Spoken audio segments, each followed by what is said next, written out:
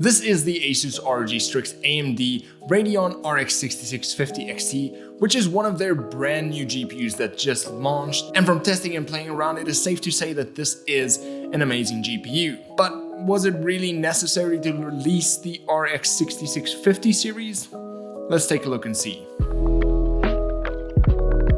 Now this is the brand new RX6650 XT, and some of you may have noticed that the name is really close to the predecessor, the RX6600 XT, and that's not the only thing that's very similar.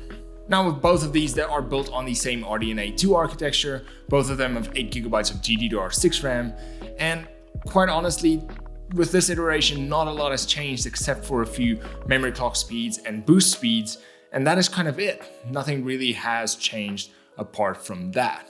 But of course that begs the questions, if those are the only sort of upgrades, does it really justify an entire new lineup? And secondly, should you actually go and buy a 6650 if you already have a 6600? And the short answer is no, but this is still a really good card, capable of playing 1080p games extremely well at really good frame rates. But before we jump into all of the benchmark results, let's take a look at what the Asus Strix model has to offer. And also thank you so much for Asus South Africa for actually sending this GPU over for testing, and also for sending an entire PC to actually test this GPU on. Now first things first is the actual tech fans, which of course are new to Asus GPUs, which not only looks good, but they also perform really well, so you won't have to worry too much about thermals on this GPU. It also has a metal backplate which should protect the GPU from flexing, and the GPU brackets itself also help evenly distribute the pressure over the GPU chip itself. Now the GPU also requires an 8-pin connector and a 500-watt power supply. It has two different modes, namely quiet and performance, that can be toggled on top of the GPU by sliding the switch to the P or the Q depending on what you need. And then as far as outputs go, you do have your three 1.4 display ports, and you have your one HDMI 2.1 VRR port to give you a total of 4 ports depending on how many of course you need and which monitor you're actually plugging them into. But of course, how does this GPU actually perform in games? And I tested this out in 1080p since that is the target benchmark for this GPU.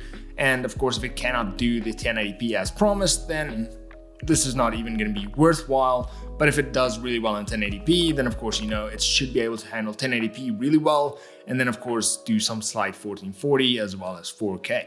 Now the PC I tested this on was a Ryzen 9 5900X with 16GB of RAM. So of course, all of these benchmarks can differ from the results that you get depending on the CPU and amount and speed of RAM that you actually have in your system. Now, as you can see, the RX6650 XT has no problem with running games in 1080p at the highest settings, and will even be able to play most titles at 1440p without a problem.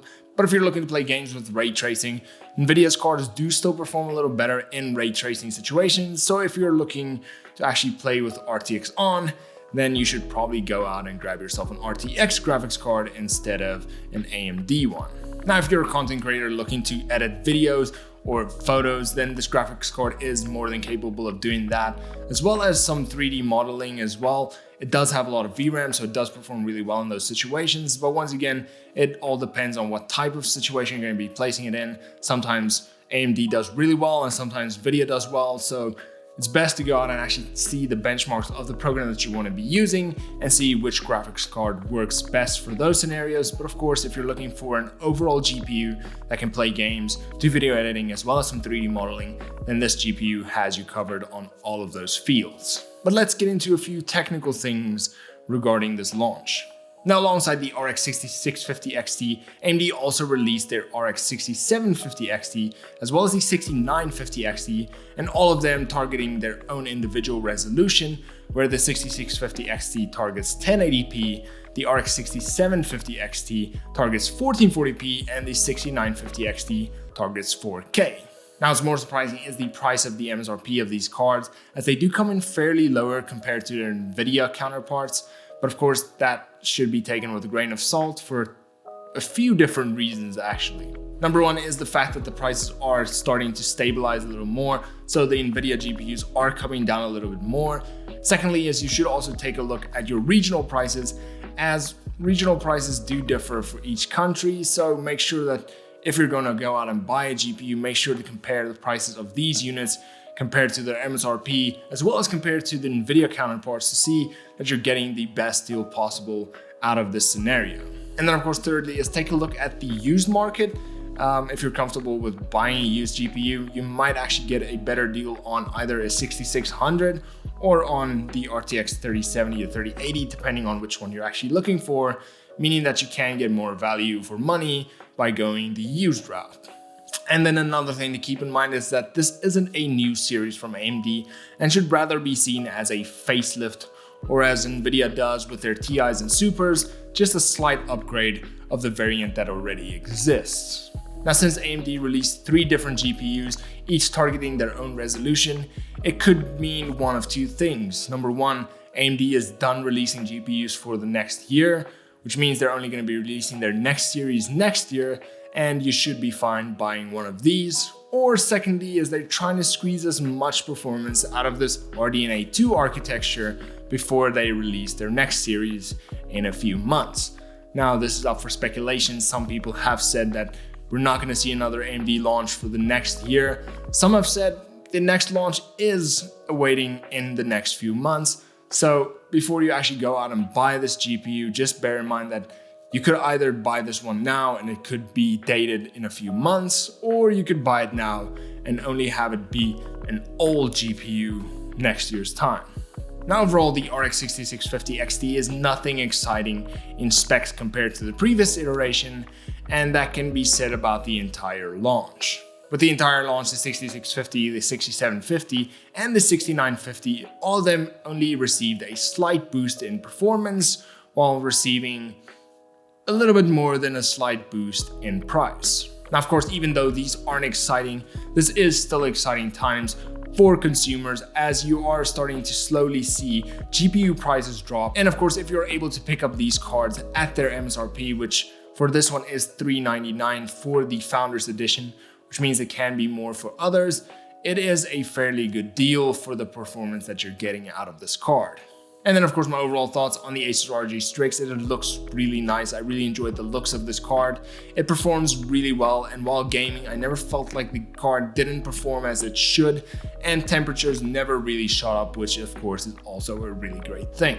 So if you're looking at picking up an RX 6650 XT, then the Asus ROG Strix model is a really good option for you. And then I have to commend AMD for really making this launch really easy for the end user. As you can simply say, I do a lot of 1440p gaming, so the best card is probably going to be the 6750 XT instead of the 6650 XT, or I only have a 1080p monitor, so I don't need anything more than that, so let's go for the RX 6650 XT. Whereas with other GPUs, you tend to always go for the higher end because you think that is where you should be, and then you actually never utilize that card to its maximum. So AMD, good job for actually going out and marketing these for the specific resolution that they're actually going to be targeting. So if you enjoyed this video, please leave a like and subscribe. Also leave a comment down below.